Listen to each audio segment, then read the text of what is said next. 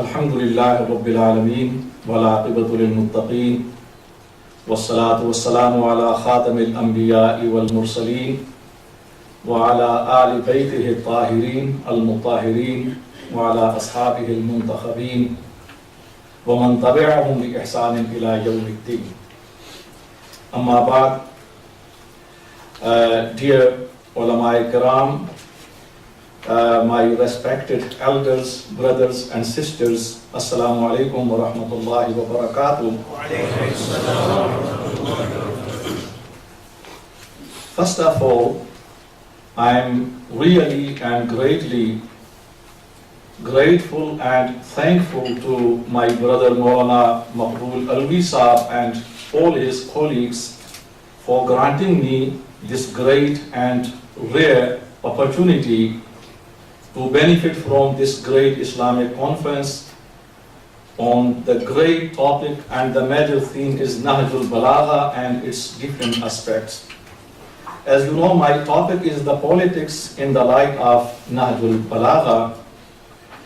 It is indeed a rare privilege to me to elaborating on the crucial but amazing topic, the nature of the politics in the light of Nahjul Balagha.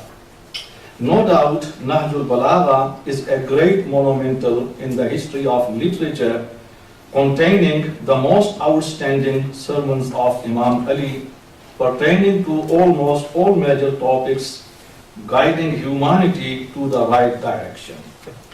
And obviously, no exception for the politics. We may find numerous khutbat, sermons of Imam Ali, dealing with the politics, governmental policies, good management, and the qualities of a successful leadership. The current work is going to be focused on the same areas with a view to comprehending the fundamental rules and instruction expounded by Imam Ali as have been preserved in the treasure trove of Nahjul Balagha.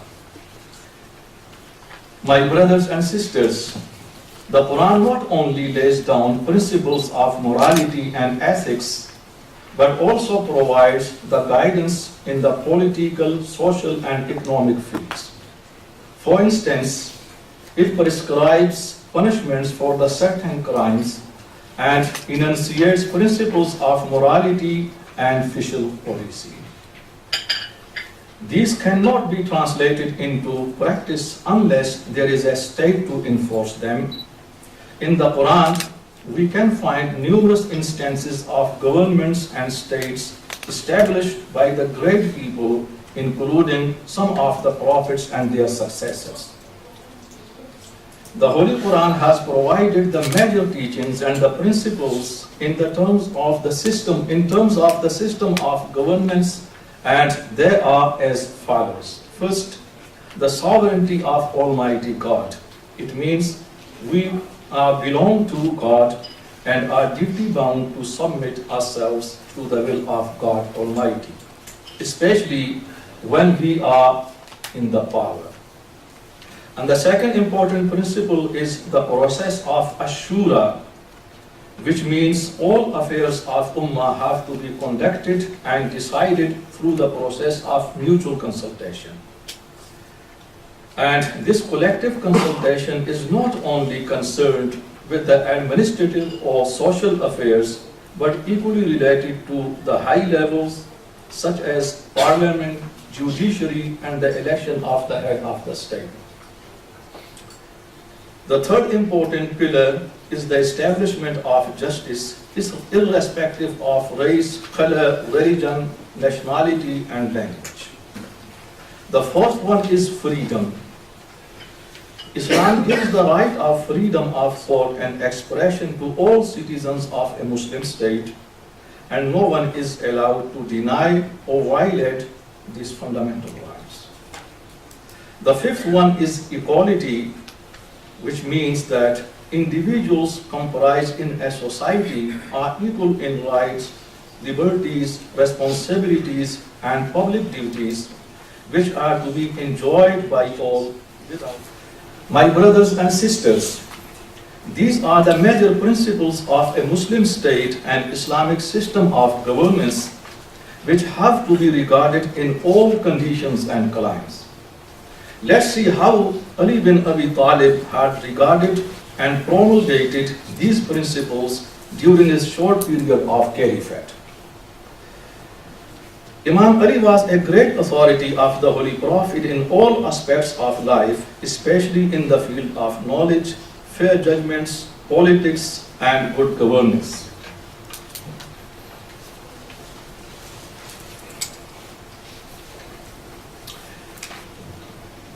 His teachings and instructions are paramount, which were issued on different occasions and are preserved by the pages of Nahjul Balagha very especially.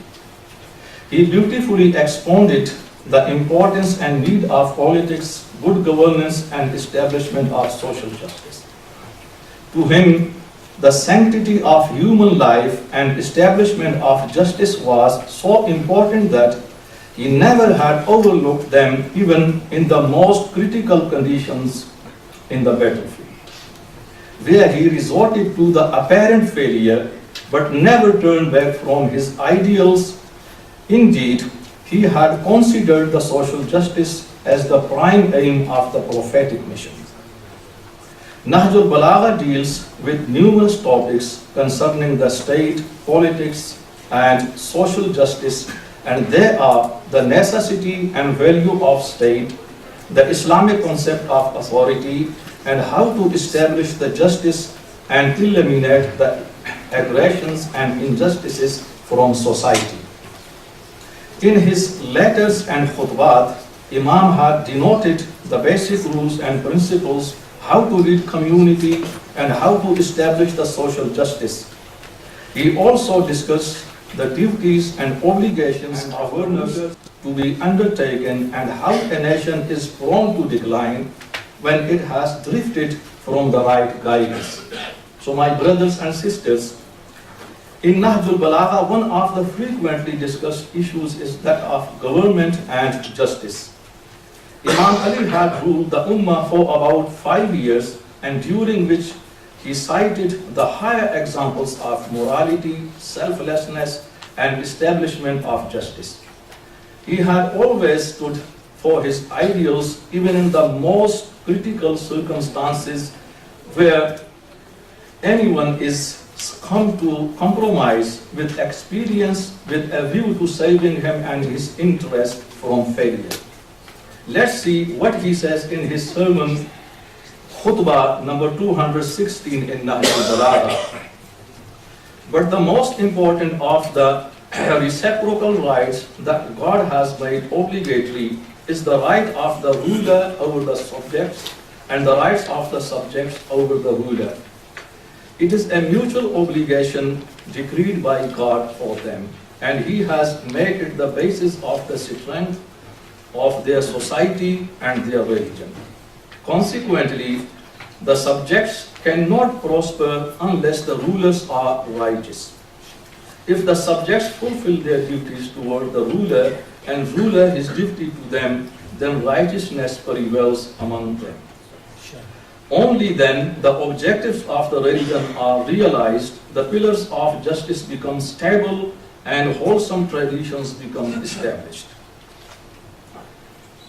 Justice is highly regarded by Ali bin Abi Talib, and according to his viewpoint, it is the principle of justice that is of crucial significance in preserving the balance of society and winning goodwill of the public. Its practice can ensure the health of society and bring peace to its soul. Justice is like the public highway which has room for all and through which everyone may pass without impediment. But injustice and aggression constitute a blind alley which does not lead even the oppressor to his desired destination.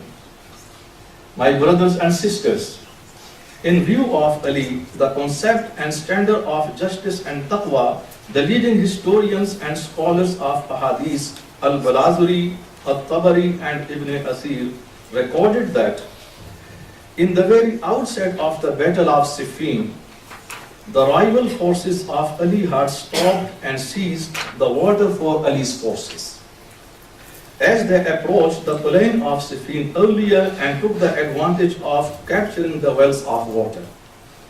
When all peaceful negotiation and measures have proved in vain, Ali had captured the wells of water from Muawiyah's armies by using his force, but never seized the water for them. Rather, he allowed his opponents to take water for their drinking and other needs. It was indeed a rare example could be seen in the battlefield where everything is allowed. In battlefield, especially when Ali was blatantly denied the water earlier. My brothers and sisters, in the view of Imam Ali, the rulers are the people's trustees, not their lords. A ruler has to be a protector of the rights of the people and responsible to them. In his letter to the governor of Azerbaijan, he wrote, "Beware lest you consider this assignment as a bait for acquiring personal gain. Rather, it is a trust lying on your neck. You have been charged with caretaking of people by your superior. It is not for you to betray your duties with respect to the people." Nahjul Balagha.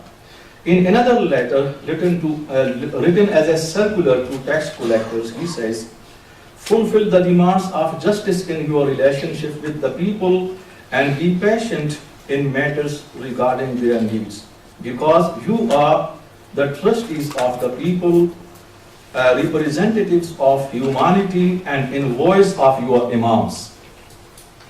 In the history of Islam, we are taken by surprise to see how Imam Ali had retained his higher moral standard and ideals even in the most difficult time in the battlefield.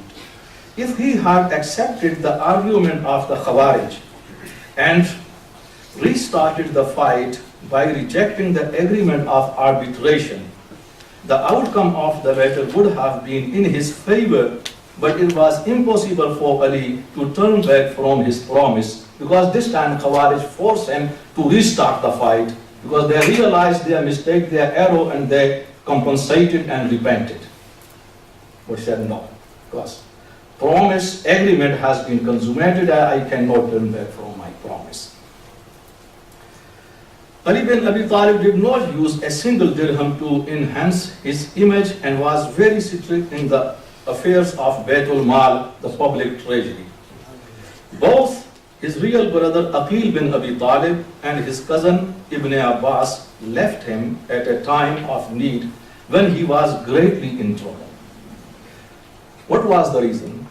For the reason that he denied to give some money to Aqil bin Abi Talib from Baitul Mal and demanded from Ibn Abbas the return of money he borrowed from Baitul Mal. There are misconceptions, my brothers and sisters, about the rulership and the position of Imam Ali bin Abi Talib, and this is my final session. Ali's position as a ruler is misconceived by many people, along with historians, even from non-Muslim historians and thinkers as well, such as Professor Hitti, Velozan, William New, these people. While comparing his reign with his three predecessors, when they find no much successes in his rule in terms of conquests and the expansion of the boundaries of the Islamic Caliphate, rather they see horrendous civil wars during his short period. It ultimately led them to the conclusion that Ali was not a successful ruler. This view is not grounded historically, as this is devoid of the factual information and analysis. We may try to comprehend the case of Imam Ali from the other angle. Suppose if Ali were given the same sport that was enjoyed by his three predecessors, what the result would have been? Had it been the same or different? Very important point here. Furthermore, had the three previous caliphs were betrayed by their followers exactly in the same way as Ali had been, still would we have seen the same result in the form of the magnificent conquest during the time of the 3 previous caliphs? Important point. My brothers and sisters, we have to bear in our mind that the mission of Ali was to bring the Ummah back to the ideals of the Holy Prophet and establish society on the same norms and foundations. But unfortunately, society was not willing to accept the reforms which Ali wanted to implement, and he was not provided the support he needed for his mission. And that's all from me. Wa akhiru da'wana alhamdulillahi rabbil alameen. Thank you for your patience and listening.